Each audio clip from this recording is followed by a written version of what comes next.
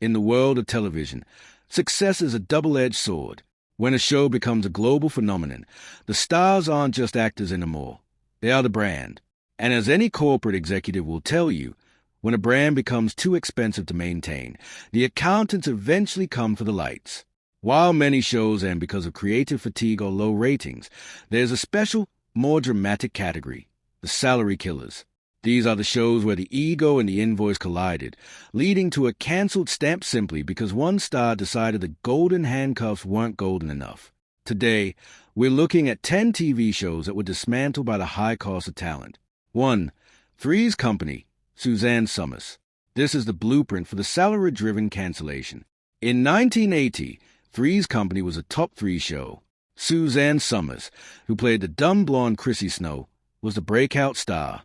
However, she was making $30,000 an episode while her co-star John Ritter was making much more.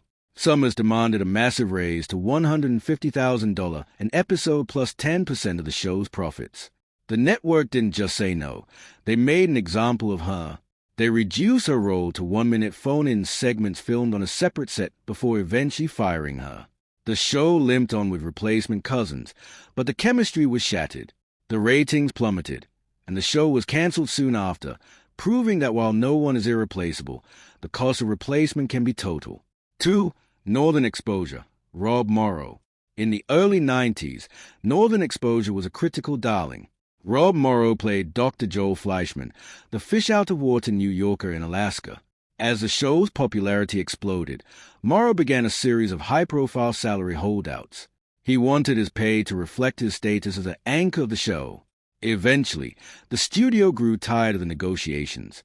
They began shifting the focus to the ensemble cast and eventually wrote Morrow out of the show entirely, replacing him with a new doctor. The audience, however, had tuned in for the Fleischman dynamic. The show was cancelled just months after Morrow's exit, a victim of a salary dispute that neither side truly won. 3. 2.5 Men, Charlie Sheen. This is perhaps the most expensive meltdown in TV history. By 2010, Charlie Sheen was the highest-paid actor on television, raking in nearly $2 million per episode. Despite the massive salary, Sheen demanded more, coupled with a series of erratic public outbursts against the show's creator, Chuck Lorre. Sheen's demands and winning tour led to the show being put on hiatus and eventually his firing. While the show technically continued with Ashton Kutcher, the original Men dynamic was cancelled the moment Sheen's paycheck became a liability to the studio's sanity. The legal and financial fallout from this era changed how talent contracts were written forever. 4. Castle, Stana Katic. Castle was built entirely on the will-they-won't-they chemistry between Nathan Fillion and Stana Katic. However, behind the scenes, the relationship was reportedly icy. When the show reached season 8, the studio was looking to cut costs. Instead of negotiating a new deal with Katic, they chose to fire her to save money, planning a season 9 that would only feature Fillion. The fan backlash was instantaneous and nuclear. The public realized that the studio was choosing a salary cut over the heart of the show. Under immense pressure and realizing the show couldn't survive the PR disaster, ABC reversed course and canceled the entire series before the Katic-free season 9 could even begin. 5. CSI, Crime Scene Investigation, George Eads and Georgia Fox. In 2004, CSI was the biggest show on the planet.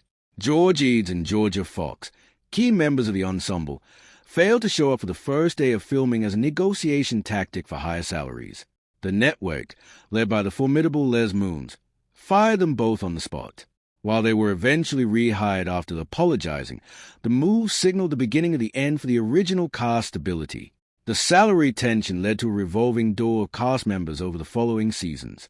The show eventually lost its identity, and while it ran for many years, the salary strike of 2004 is cited by fans as a moment the original magic was permanently stained. 6. Charmed, Shannon Doherty. Charmed was a massive hit for the WB, but the power of 3 was often undone by the power of ego. Shannon Doherty was reportedly the highest paid and most difficult to manage on set. As the tension between Doherty and Alyssa Milano grew, the studio was faced with a choice: pay more to keep both and manage the chaos, or cut one loose. They chose to kill off Doherty's character. While the show survived with Rose McGowan, the original fans often argue that the show's creative peak was cancelled along with Doherty's contract. The decision was purely financial and logistical. The cost of keeping Doherty, both in dollars and drama hours, had become too high. 7. Roseanne, the original 90s run. In the final seasons of the original Roseanne, Roseanne exerted total control over the show. Her salary demands and her insistence on bizarre creative directions, like the Connors winning the lottery, made the show incredibly expensive to produce. The supporting cast, including John Goodman, were also seeing massive pay jumps. By season 9, the production costs were so astronomical that the show became unsustainable. The lottery season is widely regarded as a result of a star having too much financial and creative leverage, leading to the show's inevitable cancellation shortly after. 8. Lois and Clark, The New Adventures of Superman. This show made Dean Cain and Terry Hatcher superstars. By season 4, however, Hatcher was looking toward a film career and her salary demand reflected her Bond girl status. The studio was faced with a Superman show where the Lois was becoming more expensive than the Superman and the special effects combined. When the rating began to dip slightly, the high overhead of the stars' salaries made the show an easy target for the chopping block. It was canceled on a cliffhanger, leaving fans devastated because the network decided the stars had simply outpriced their time slots. 9. Anger Management. Charlie Sheen. Following his 2.5 Men exit, Sheen landed a 10/90th deal for Anger Management. If the first 10 episodes hit a certain rating, 90 more were automatically triggered. This put Sheen in a position of immense power. He reportedly used this leverage to demand the firing of his co-star, Selma Blair, after she complained about his work ethic. The cost of the drama, combined with Sheen's massive back-end ownership of the show, made the environment toxic. Once the 100-episode quota was met, the show was effectively canceled because no one wanted to pay the Sheen premium any longer. 10. The X-Files, David Duchovny. For years, David Duchovny was the X-Files.